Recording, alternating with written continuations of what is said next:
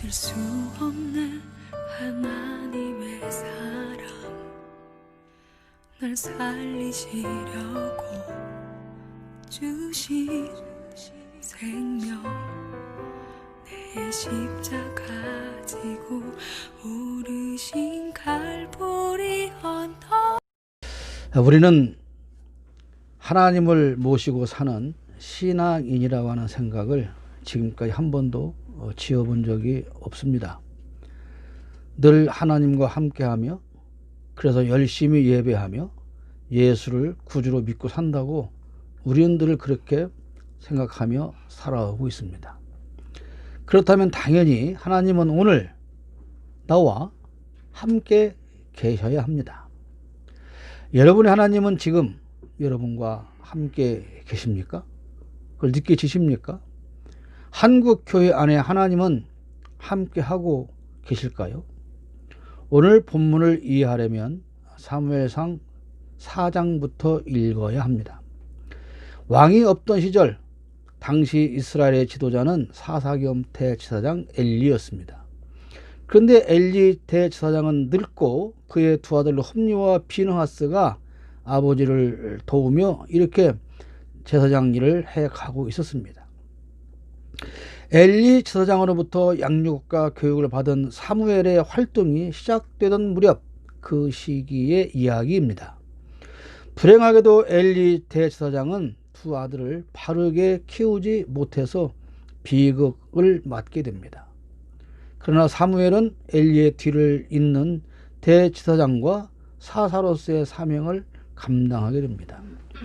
당시에는 왕이 없던 시절이기에 대제사장과 사사들이 하나님의 인도하심을 따라서 백성을 이끌었습니다.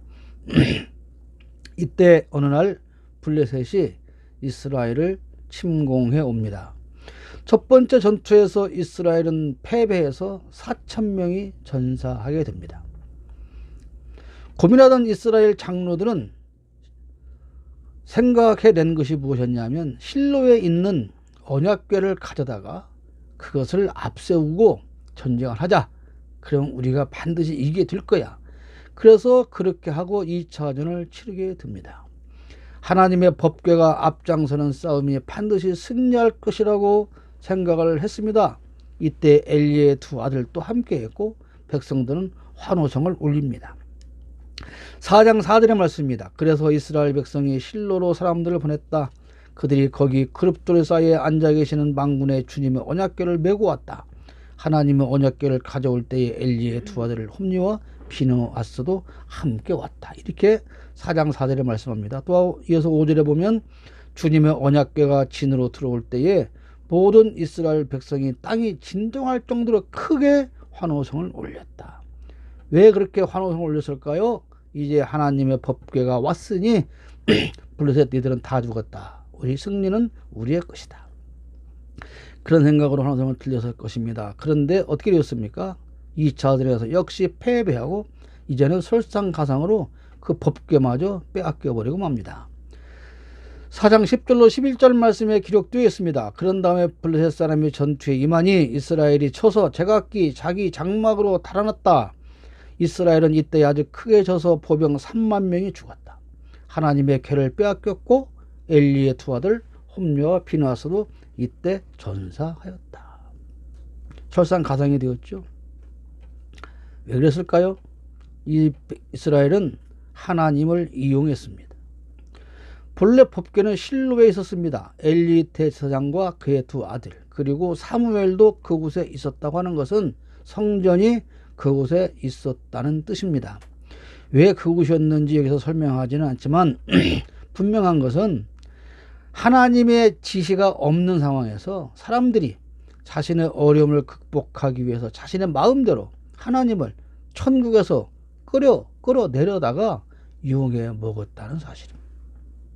신앙생활을 잘못하면 그렇게 됩니다. 가끔 우리가 하나님을 끌어내려서 내 마음대로 그 하나님을 들고 다니면서 앞세우면서 내 어떤 것을 채우기 위해서 또는 이득을 얻기 위해서 어려움을 해결하기 위해서 그렇게 하나님을 끌어내려서 내 앞에 들고 다니는 경우가 너무도 많습니다. 하나님의 뜻을 묻는 기도가 우선되어야 합니다. 어려움을 당했을 때 사람들은 우선 하나님의 뜻을 묻거나 알기 전에 사람의 방법을 생각하게 됩니다. 그런데 그 사람의 방법은 누가 보아도 합리적이고 타당하다는 것입니다. 그런데 그것이 바로 함정이라는 것입니다. 한번 생각해 보십시오. 하나님께서 보호하시는 이스라엘 백성이고 그 백성이 전쟁에서 이기려는 방법으로 하나님의 법궤를 앞세운 것이 왜 문제입니까? 그것을 문제라고 생각하는 사람이 있었겠습니까?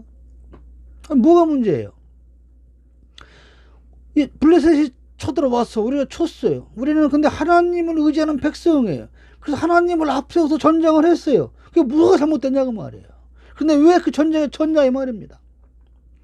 1차 전쟁에서 4,000명이 죽었고 그 위기를 극복하기 위해서 법궤를 앞세웠는데 이제는 오히려 3만 명이 전사합니다.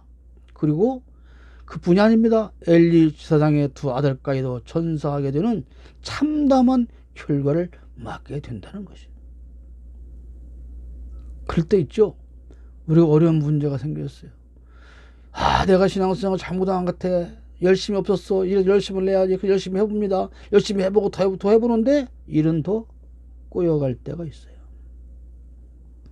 신앙인이라면 죽을 수밖에 없는 상황에서도 절망적인 상황에서도 내 방법으로 해결하는 것이 아니라 하나님의 방법을 찾아야 한다는 사실입니다. 하나님을 무시하는 내 방법은 고난을 이기는 것이 아니라 더욱 상황을 악화시키게 됩니다. 오직 하나님의 방법을 찾아야 합니다. 그래서 다윗은 그렇게 노래합니다. 우리가 너무도 잘 아는 말씀 10편 40편 1절로 2절 말씀. 내가 간절히 주님을 기다렸더니 주님께서 나를 구워보시고 나의 울부짖음을 들어주셨네. 주님께서 나를 멸망의 구덩이에서 건져주시고 진흙탕에서 나를 건져주셨네. 내가 반석을 딛고 서게 해주시고 내 걸음을 안전하게 해주셨네. 사랑하는 아들 압살롬에게 반역을 당했어. 그의 처지가 어떻게 되었어요? 지금 진흙구덩이, 멸망할 수밖에 없는 진흙 수렁에 빠져 죽게 되었어요. 하나님을 향해서 부르짖었더니 하나님이 건져주셨다는 사실입니다. 문제의 원인을 알아야 합니다. 블레셋이 이스라엘을 침공할 때는 항상 이스라엘이 하나님 앞에 범죄했을 때입니다. 문제의 근원이 나에겠는데 그것을 깨닫지 못하고 하나님이 주시는 시련이기에 더 열심히 신앙생활을 하면 될 것으로 생각을 해요. 그래서 안 하던 새벽 기도에도 좀 더 열심히 나가보고 맞아 내가 성경 절도 많이 읽어서 그래. 그 성경도 저 많이 읽어보기도 하고 그러고 보니 내가 정말 기도를 언제 내가 모르겠네. 내가 기도 안 해서 이렇게 어려움이 왔을 거야. 그래서 금식 기도도 해보고 내가 그래도 그렇지 헌금을 좀 더 많이 하면 하나님이 내 문제 해결해 주지 않을까라 생각해서 감사헌금도 더 많이 해보기도 하고 특별한 헌금도 해보기도 합니다. 그러나 근본적으로 내 문제가 무엇인지를 깨닫고 회개하지 않으면 그 어려움은 사라지지 않는다는 사실입니다. 이스라엘 민족의 범죄로 인한 전쟁이라는 사실을 알고 회개한 사람은 사무엘 뿐이었습니다. 백성들은 몰랐습니다.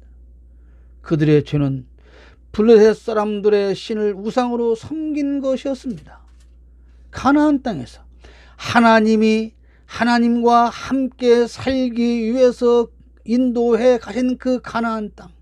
그래서 하나님은 수없이 말씀하셨어요. 너희가 그 땅에 들어가거든 그 원주민을 멸절하고 쫓아내고 모든 우상을 다 깨뜨려라. 절대 섬기면 안 된다. 그렇게 강조를 하셨건만 이스라엘 백성들은 블레셋 원주민의 삶을 따라서 살며 그들과 함께 먹고 마시며 그들과 섞여서 그들의 우상을 섬기며 살았다는 것입니다. 이렇게 죄를 지은 것 때문에 블레셋 사람들의 우상을 섬긴 것 때문에 지금 이스라엘 백성은 어려움을 맞이하게 된 것입니다. 그래서 사무엘은 백성을 모으고 회개 운동을 합니다. 7장 3절 보십시오. 사무엘이 이스라엘 온 족속에게 말하였다. 여러분이 온전한 마음으로 주님께 돌아오려거든 이방의 신들과 아스타롯 여신상들을 없애버리고 주님께만 마음을 두고 그분만을 섬기십시오. 그러면 주님께서 여러분을 블레셋 사람의 손에서 건져 주실 것입니다. 4절입니다. 이 말을 듣고 이스라엘 자손이 바알과 아스다롯 신상들을 없애버리고 주님만을 섬겼다. 그때 사무엘이 이스라엘 사람들은 모두 미스바로 모이게 하였다. 그들의 죄를 용서해 달라고 주님께 기도를 드리려는 것이었다. 하나님의 법궤가 전쟁터에 없어서 전쟁에 진 것이 아닙니다. 그들이 우상을 숭배한 죄로 인해서 그들은 지금 어려움을 당하고 전쟁에서 패하고 있는 것입니다. 이렇게 사무엘과 백성들이 미스바에 모여서 회개하고 있을 때 다시 블레셋이 또 침공을 합니다. 백성은 여전히 두려움에 떨고 있습니다. 그런데 어떻게 하십니까? 하나님께서 결국 블레셋을 친히 물리치고 승리하게 하십니다. 7장 10절의 말씀입니다. 사무엘이 번제를 들고 있을 때 블레셋 사람이 이스라엘과 싸우려고 다가왔다. 그러나 그때 주님께서 큰 천둥 소리를 일으켜 블레셋 사람을 당황하게 하셨으므로 그들이 이스라엘에 패하였다. 하나님이 직접 해결하지 않으면 우리의 문제는 해결되지 않습니다. 내 죄로 인해서 나의 어리석음으로 인해서 닥친 문제를 해결하려고 회개 없이 하나님을 이용하면 상황은 더욱 꼬이게만 되는 것입니다. 우리 한국 교회가 오늘 이 말씀을 가슴 깊이 새기지 않으면 앞으로 더욱더 어려워질 수도 있다는 사실을 명심해야 될 것입니다. 바른 지도자가 있어야 합니다. 법궤를 앞세워 싸운 전쟁에서 3만 명이 전사하고 엘리 대제사장의 아들 홈리와 비느하스도 거기서 죽습니다. 그 소식을 전해 들은 엘리 대제사장은 의자에 앉아있다가 뒤로 넘어져서 목이 풀어져 죽습니다. 4장 18절 말씀이에요. 그가 하나님의 교회에 대한 소식을 전할 때에 엘리는 앉아있던 의자에서 뒤로 넘어져 문 곁으로 쓰러져 목이 부러져 죽었다. 늙은 데다가 몸까지 무겁기 때문이다. 그는 40해 동안 이스라엘의 사사로 있었다. 그뿐이 아닙니다. 이 모든 소식을 들은 엘리의 며느리 비느하스의 아내는 임신 중이었는데 갑자기 산통이 오게 됩니다. 아직 예정일이 멀었지만 산통이 갑자기 와서 아들을 낳게 됩니다. 그리고 그 아들의 이름을 이가봇이라고 지어주세요. 그렇게 말하고 이 비느하스 아내는 죽게 됩니다. 그녀는 아들을 낳으면서 자신이 죽을 걸 알았습니다. 그래서 그 옆에 도와주는 사람들한테 이 아이의 이름을 이가봇이라고 지어주세요. 이가봇이란 뜻은 무엇입니까? 하나님의 영광이 떠났다, 그런 뜻입니다. 4장 21절 22절의 말씀에 기록되어 있습니다. 그 아이의 이름을 이가봇이라고 지어주며 이스라엘에서 영광이 떠났다 하는 말만을 남겼다. 하나님의 궤를 빼앗긴 데다가 시아버지도 죽고 남편도 죽었기 때문이었다. 거기에다가 하나님의 궤까지 빼앗겼기 때문에 이스라엘에서 영광이 떠났다고 말했던 것이다. 홈리와 비느하스는 제사장의 아들입니다. 그런데 그 이름이 홈리는 권투선수, 비느하스는 뱀의 주둥이, 이런 뜻을 가진 이름입니다. 그들이 앞날에 예언되는 이름이죠. 그들은 제사장으로서 성막에서의 거룩한 의무를 저버렸습니다. 여호와께 드릴 희생제물을 날로 뺏어먹고 심지어 성막에서 수종들은 여인들과 동침하기도 했습니다. 사무엘상 2장 12절로 11절은 그 얘기가 쫙 나옵니다. 백성들이 희생제물을 가지고 옵니다. 그런데 그것을 솥에 넣어서 삶을 때는 큰 갈구를 그 고기를 건져서 먹어버리고 또 삶고 굽기도 전에 뺏어서 날걸로 먹어버리기도 하고 성전에서 수종들은 여인들을 겁탈하기도 하고 그런 악행을 저지르며 살았어요. 2장 10절 한 절만 보면 엘리의 아들들은 행실이 나빴다. 그들은 주님을 무시하였다. 이렇게 기록하고 있습니다. 하나님을 무시하였기 때문에 성전에서 그런 악행을 저질러 수가 있었던 것입니다. 누가요? 대제사장의 두 아들들이. 그러면 대제사장인 그 아버지 엘리는 그 사실을 몰랐느냐? 당연히 알고 있었다는 사실입니다. 정치 지도자가 잘못되면 나라가 망합니다. 종교 지도자가 잘못되면 그 종교가 망합니다. 오늘 우리 한국교회 지도자들은 과연 얼마나 하나님 보시기에 합당한 삶을 살고 있는지, 그리고 얼마나 바르게 교육하고 있는지 참으로 걱정스러운 때입니다. 과연 우리 한국교회 지도자들은 자식 교육을 잘못시킨 엘리와 막대 먹은 그의 두 아들 홈리와 피느하스보다 나은 사람들일까요? 물론 하나님이 평가하실 일입니다.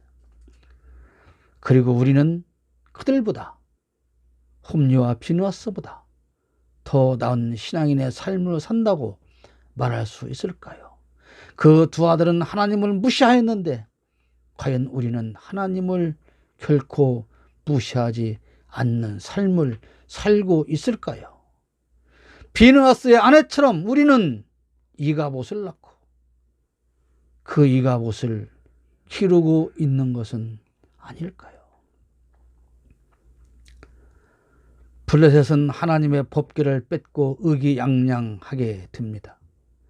그러나 그들에게 오히려 법궤는 재앙이 되고 맙니다.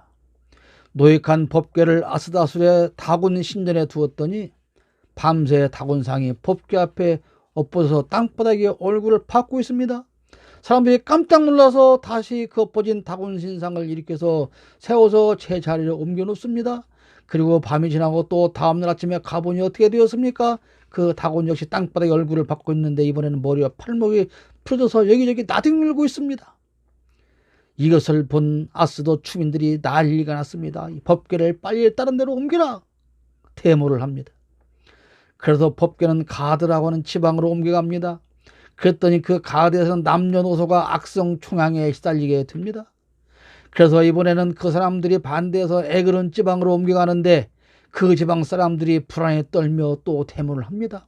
왜 우리를 다 죽이려고 이 법궤를 여기로 데리고 왔냐? 빨리 다른 데로 보내라! 이렇게 아우성을 치고 있습니다. 5장 11절 12절 말씀이에요. 하나님이 거기에서 그들을 그렇게 무섭게 내려치셨기 때문에 온 성읍 사람들이 죽을 지경에 이르러 큰 혼란에 빠졌다. 죽지 않은 사람들은 악성 중향이 생겨서 온 성읍에서 비명소리가 하늘에 사무쳤다고 말합니다. 그래서 결국 블레셋의 지도자들은 의논을 한 결과 법궤를 빼앗은 지 7개월쯤 되었을 때 그 법궤를 다시 이스라엘로 돌려보내기로 결정을 합니다. 그리고 오늘 우리가 읽었던 본문이 바로 그들이 결정한 대로 암소 2마리가 이 법궤를 싣고 이스라엘 땅 벳세메스로 가는 장면을 기록하고 있습니다. 암소 2마리의 행진입니다.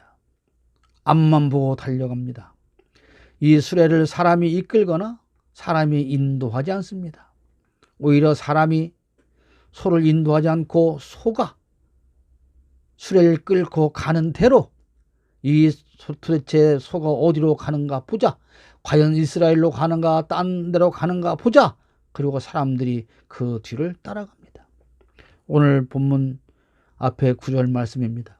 두고 보다가 그 소가 그 궤가 본래 있던 지역인 벳세메스로 올라가면 이렇게 큰 재앙은 그분이 직접 우리에게 내린 것입니다. 이게 지금 블레셋 사람들이 하는 말이에요. 그러나 소가 다른 곳으로 가면 그것은 그분이 우리를 친 것이 아니라 우리가 우연히 그런 재앙을 당한 것임을 알 수 있습니다. 지금 우리가 이 법궤를 뺏어온 다음에 이렇게 가는 것마다 재앙이 생겼는데 과연 이게가 하나님이 내린 재앙이냐 그분이 생긴 재앙이냐 그걸 모르겠다. 그러니 이것을 만약에 이 법궤를 소 2마리에 실려 보내서 이것이 이스라엘로 가면 하나님 내린 재앙이 맞고 그렇지 않으면 이 재앙은 우연히 생긴 것이다. 그렇게 그들은 결론을 내리기로 합니다. 그런데 암소 2마리는 곧장 벳세메스로 향하여 걸어갑니다. 벳세메스는 본래 법궤가 있던 그 자리입니다. 앞에서는 실로라고 표현하고 있습니다. 12절 오늘 본문 말씀입니다. 그 암소들은 벳세메스 쪽으로 가는 길로 곧장 걸어갔다. 그 소들은 큰 길에서 오른쪽으로나 왼쪽으로나 벗어나지 않고 사거리가 있어도 교차라고 했어도 벗어나지 않고 직진해서 울음소리를 내면서 똑바로 길만 따라서 갔고, 그 뒤로 블레셋 통치자들이 베스메스의 근기까지 따라서 가봤어요. 과연 이스라엘로 가는가? 경계선까지 따라가 봅니다. 여기서 암소 2마리는 우리 성도를 의미합니다. 성도는 항상 앞만 보고 걸어가야 합니다. 앞만 보고 달려가야 합니다. 지금 2마리의 소가 달리는 곳은 본래 법궤가 있던 곳입니다. 법궤가 있던 곳, 성전이 있던 곳, 그곳은 어디입니까? 천국을 말하는 것입니다. 그런데 천국에서 사람들이 자신의 전쟁을 이기려고 법궤를 끌어온 것은 하나님을 끌어내린 것과 마찬가지라, 그런 말씀을 앞에서 드렸습니다. 그래서 이제 본래 법궤는 하나님 계시는 천국으로 갑니다. 또 굉장히 중요한 의미가 담겨 있습니다. 우리가 하나님을 이용해 먹었다면 빨리 회개하고 본래 자리로 하나님을 모셔놓고 바르게 그분을 섬기고 엎드려야 합니다. 성도는 오직 하나님과 천국만 보고 달려가야 합니다. 그 소들은 큰 길에서나 좌로나 우로나 벗어나지 않고 똑바로 달려갔습니다. 여러분, 우리는 지금 천국을 향하여 달려가고 있는 것입니다. 왼쪽도 오른쪽도 쳐다보지 말고 오직 천국을 향하여 걸어가야 합니다. 왼쪽에 돈이 있고 오른쪽에 부귀 영화가 있어도 권력이 있어도 그것 때문에 가던 발걸음을 멈추거나 그쪽으로 방향을 바꾸면 안 됩니다. 베스메스로 가던 2마리 암소가 왼쪽에 풀이 맛있어 보여서 오른쪽에 물이 먹고 싶어서 그쪽으로 방향을 향해 갔다면 여러분, 어떤 오해가 생길까요? 블레셋 백성들이 이 재앙은 하나님 내린 것이 아니네, 이렇게 엄청난 오해를 할 수가 있는 상황이 벌어지는 것입니다. 하나님의 백성인 우리가 천국을 향하여 바로 걸어가지 못하고 좌로 우로 치우치고 기웃거리고 거기서 세상 풍조를 따라서 살아갈 때 세상 사람들은 오해하게 되는 것이에요. 하나님이 없구나. 하나님이 있다면 하나님 믿는다는 사람들이 저렇게 살겠나. 세상 풍조를 바라보느라고 가던 길을 벗어나면 안 됩니다. 신앙인의 본분을 잊지 말아야 합니다. 신앙인의 본분은 하나님의 자녀다운 삶을 사는 것입니다. 암수에게는 새끼들이 있다고 그랬습니다. 10절 말씀 보십시오. 그래서 사람들은 시키는 대로 새끼에게 젖을 빨리는 암수 2마리를 끌어다가 수레를 메우고 그 송아지들은 우리에 가두었다. 12절에서 달리는 암소들은 울음소리를 내며 달려갔다고 합니다. 소들이 왜 울음소리를 냈는지 우리는 그 소가 아니니 그 이유를 알 수가 없습니다. 그러나 혹시 우리에 갇혀있는 그 어린 새끼들을 생각하며 젖을 먹이지 못하는 안타까움 때문에 소가 울음소리를 냈다고 생각하면 틀린 것일까요? 우리 신앙인들에게도 암소가 새끼에게 젖을 먹여야 하는 것처럼 중요한 일들이 많이 있습니다. 그런데도 신앙인은 신앙인으로서 해야만 하는 중요한 일이 있다는 사실입니다. 지금 암소에게 중요한 것은 새끼에게 젖 먹이는 그것보다 속히 법궤를 운반해 가는 일입니다. 새끼를 버리라는 말이 아닙니다. 결과적으로 이 2마리의 암소는 잡혀서 가기 떠서 번제물의 희생이 되었지만 그럼에도 불구하고 이것은 새끼를 버리라는 말은 아닙니다. 신앙인으로서 반드시 해야 할 중요한 일을 외면하면 안 된다는 뜻입니다. 사랑하는 여러분, 젖달라고 보채는 송아지를 잠시 떼어놓고 울음소리를 내며 신앙인으로서 내가 우선 해야 할 일은, 나에게 주어진 일은 무엇이라고 생각을 하십니까? 하나님은 법대로 섬겨야 합니다. 법궤가 드디어 베스메스에 도착을 합니다. 농사짓던 사람들이 이것을 보고 너무너무 기뻐 다 달려 나옵니다. 이스라엘 사람들은 기뻐하며 번제를 드리고 제물을 바칩니다. 그런데 그 법궤를 들여다보다가 5만 70명이나 죽게 되는 불상사가 발생합니다. 그렇다고 5만 70명이 다 법궤를 들여다보고 죽은 것도 아닙니다. 여러분, 그들은 왜 법궤를 들여다봤을까요? 왜 그랬을 거라 생각하십니까? 자, 궁금했겠죠? 우리 법궤가 지금 적진에 7개월을 했다 왔는데 이게 제대로 돼 있는지, 원래 있던 그 안에 10계명을 적은 돌파는 잘 있는지, 만나 항아리는 잘 있는지, 쌍만 지팡이는 잘 있다가 왔는지, 아니면 그것들은 다 뺏기고 깨지고 찌그러지고 껍데기만 돌아왔는지 궁금하지 않았을까요? 여러분 같으면 궁금하지 않았겠습니까? 그래서 들여다봤어요. 그 잘못일까요? 네? 여러분 한번 생각해 보세요. 그 잘못입니까? 아닙니까? 에? 여러분 같으면 들여다봤겠어요? 안 들여다봤겠어요? 안 들여다봐요? 나 같으면 들여다봤을 거예요. 그것이 그렇게 많은 사람이 죽을 만큼 큰 범죄냐 이 말이에요. 이해가 안 되죠. 사람으로 이해가 안 돼요. 근데 왜 그랬을까요? 하나님은 법궤를 들여다보는 것을 허락한 적이 없습니다. 그걸 들여다보라고 말한 적이 한 번도 없어요. 하나님이 허락하지 않은 일에 대하여 사람이 호기심을 보이는 것은 하나님에 대한 불경죄를 짓는 것입니다. 불경죄라는 것은 사람이 거룩한 곳 하나님의 영역을 침범하는 것입니다. 하나님의 절대적인 영역이 있습니다. 그것은 공간을 말하는 것이 아닙니다. 강단에 올라가면 안 된다든지 성경책을 펴고자 하면 안 된다든지 그런 의미가 아니에요. 과학이라는 이름으로, 학문이라는 이름으로, 예술이라는 이름으로 하나님의 영역을 침범하고 사람이 하나님을 무시하고 대적하는 것을 말합니다. 법궤가 뭡니까? 법궤는 신성한 것입니까? 법궤는 나무 상자일 뿐입니다. 그 안에 십계명판이나 만나 항아리나 쌍난 지팡이가 들어있다고 해서 법궤 그 자체가 하나님이 아니라는 사실이에요. 그것은 하나님이 함께 하신다는 상징물일 뿐입니다. 법궤가 있는 곳에 하나님이 계신다는 상징일 뿐입니다. 그런데 이 이스라엘 백성들은 블레셋과 전쟁하면서 법궤가 하나님이라고 생각을 했습니다. 뭡니까? 법궤를 우상단지로 모신 것입니다. 그래서 이 법궤를 보면서, 그것을 보면서 이스라엘 백성들은 하나님의 약속으로 생각해야 하는 것입니다. 내가 너희와 영원히 함께하리라 한 약속. 그래서 그 법궤를 다른 말로 언약궤라고도 부릅니다. 법궤를 신성시하는 그 자체가 우상 숭배입니다. 강난에 십자가를 걸지 않는 이유가 바로 그렇습니다. 십자가 자체가 성스러운 물건이 아닙니다. 큰 문제는 기도원에 가서 기도해야 해결되는 것이 아닙니다. 앞자리에 앉아서 설교를 들어야 더 큰 은혜를 받는 것이 아닙니다. 영험하고 신령한 권사님한테 기도받아야 큰 병을 고치는 것이 아닙니다. 내가 직접 하나님께 기도하면 됩니다.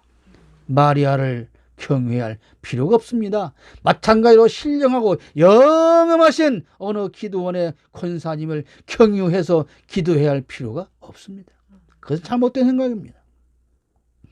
전쟁터에서 법궤를 앞세웠지만 하나님이 앞장서신 것이 아닙니다. 법궤가 하나님이라고 믿었다면 블레셋에서 섬겼던 바알이나 아스다롯이나 다곤 우상과 다름이 없다는 사실입니다. 그래서 전쟁에 진 것입니다. 성경책 자체가 성스러운 물건은 아닙니다. 그러나 하나님을 배신하는 마음으로 누가 총칼을 앞세워 성경책을 태워라! 그래서 태웠다면 그것은 범죄입니다. 비대면 예배는 범죄가 아닙니다. 그러나 하나님을 배신하는 무리가 총칼로 예배를 막는다면 죽기를 각오하고 모여서 예배를 해야 합니다. 십자가 형상을 섬긴다면 그것은 우상입니다. 십자가는 주님의 고난의 상징일 뿐입니다. 지도자가 범죄하면 하나님의 영광이 떠납니다. 교회가 타락하면 하나님의 영광이 떠납니다.